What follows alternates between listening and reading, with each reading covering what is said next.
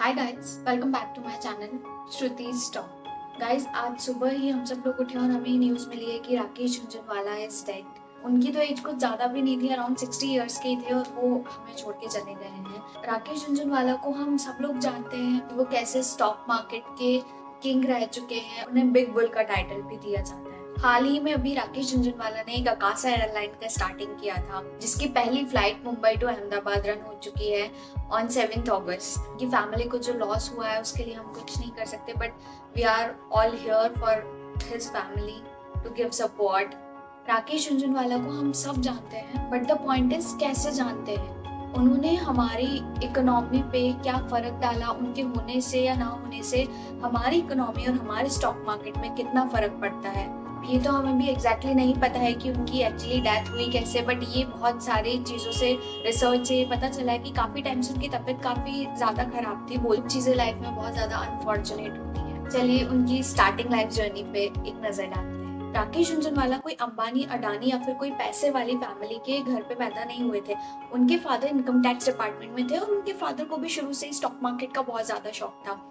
उनकी फादर की stock market में इतनी रुचि थी कि बट ऑब्वियसली उनके बेटे राकेश की भी रुचि स्टॉक मार्केट में होनी ही थी। धीरे धीरे जब राकेश बड़े हुए तो उन्होंने अपने फादर से पूछा कि पापा ये स्टॉक मार्केट क्या होता है, मुझे इसके बारे में जानना है। तो उनके फादर ने उन्हें लाइफ टाइम एडवाइस दे दी कि जब भी तुम्हें किसी स्टॉक मार्केट के बारे में या किसी कंपनी के बारे में पढ़ना है तो पहले न्यूज़पेपर से पढ़ो और उसकी बिफोर और आफ्टर नॉलेज तुम्हें होनी बहुत ज़्यादा ज़रूरी है। तो तब से उन्होंने न्यूज़पेपर्स में, आर्टिकल्स में, हर जगह स्टॉक मार्केट और कंपनीज के बारे में पढ़ना स्टार्ट कर दिया। तभी से उनका इंटरेस्ट स्टॉक मार्केट में बहुत ज़्यादा बढ़ गया।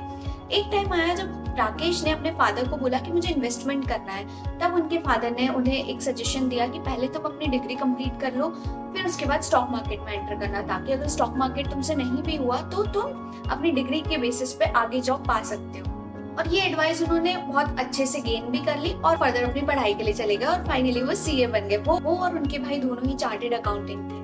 उनकी कुछ लाइफ चेंजिंग मोमेंट्स बहुत ज़्यादा आए हैं, जिसमें सबसे पहला था कि जब उन्होंने अपना पहला शेयर खरीदा था टाटा टी का।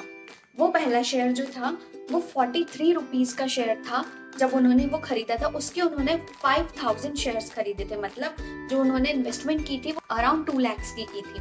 पर 3 महीने में ही वो 43 का शेयर 143 के शेयर पे चला गया। मतलब राकेश झुनझुनवाला को डायरेक्टली 3 टाइम्स प्रॉफिट हो गया था और ये उनकी लाइफ की पहली अचीवमेंट थी। और उन्होंने ये सब चीज़ें बड़ी कम उम्र में ही बिना किसी की हेल्प से ग्रो करना सीख लिया था, बिकॉज वो मार्केट स्टडी करना बहुत अच्छे से जानते थे। स्टार्टिंग ईयर्स में उनके लिए काफ़ी टफ रहा इन्वेस्टमेंट लेना, पैसा लेना, कैसे क्या इन्वेस्टमेंट करेंगे, वो सब चीज़ें। और इस टाइम पे वो 61st रिचेस्ट मैन में से एक थे। उनका जो फर्स्ट सबसे इम्पोर्टेंट लाइफ चेंजिंग मूवमेंट आया था वो 1986 में आया था। दैट इज सेसागोआ का। सेसागोआ वही कंपनी है जो अभी के टाइम पे वेदांता लिमिटेड के नाम से है। गोवा के स्टॉक्स 1986 में काफी ज्यादा लो जा रहे थे, बिकॉज उस टाइम पे आयरन ओर इंडस्ट्रीज बहुत ज्यादा स्लो चल रही थी। वो उनका प्राइस बहुत ज्यादा लो। उस टाइम पे सेसागोआ के स्टॉक्स गिर गए थे, तब लोगों ने पैसे निकालना स्टार्ट कर दिया।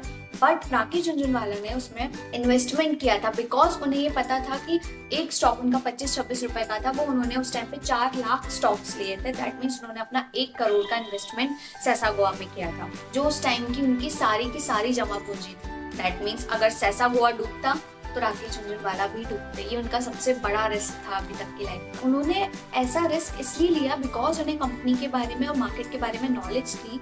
उन्हें पता था कि पूरी दुनिया में इंडिया आयरन और स्टील इंपोर्ट्स में से एक है और इन रिसोर्सेज की कीमत अभी गिरी हुई है, तो क्या हुआ आगे फ्यूचर में तो बढ़ेगी से, इनकी डिमांड कभी खत्म नहीं होने वाली।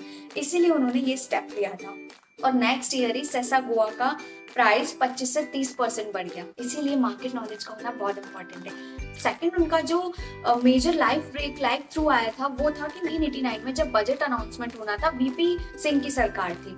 तो लोगों को लगा कि वीपी सिंह जैसे पब्लिक फ्रेंडली है, वैसे उनका बजट जो होगा वो बिजनेस फ्रेंडली नहीं होगा, वो भी पब्लिक फ्रेंडली होगा। इसलिए लोगों ने मार्केट में से स्टॉक निकालना स्टार्ट कर दिया। बट राकेश झुनझुनवाला ने उस टाइम भी अपने दिमाग से खेला और प्रायर इन्फॉर्मेशन जब बजट अनाउंसमेंट हुआ तब उन्हें पता था कि बजट जो होगा वो बिजनेस फ्रेंडली होने वाला, बिकॉज उन्होंने स्टडी किया था। उन्हें पता था कि वीपी सिंह जो है वो एक बिजनेस बैकग्राउंड से बिलोंग करते हैं और वो पहले मिनिस्टर ऑफ कॉमर्स भी रह चुके, तो ऑब्वियसली उनका जो बजट आना था वो बिजनेस फ्रेंडली होना ही था। तब ये रिस्क उन्होंने इसीलिए उठाया था और उस टाइम पे उनकी इनकम जो थी, उनकी नेटवर्क जो थी वो 20% डायरेक्टली बढ़ गई। और जो थर्ड उनका लाइफ चेंजिंग मूवमेंट आया था वो टाइम था नेक्स्ट 1992 में हर्षद मेहता स्कैम के टाइम पे। तब उनके गुरु राधा कृष्ण रमानी ने उनको एक प्रो टिप दिया था कि भाई मार्केट बहुत ज्यादा ग्रो कर रहा है, कहीं ना कहीं कोई ना कोई स्कैम जरूर चल रहा है, अपने स्टॉक्स को शॉर्ट सेल कर दे। और यही बात उन्होंने मान ली और अपने स्टॉक्स को शॉर्ट सेल कर दिया और जिंदगी का सबसे बड़ा प्रॉफिट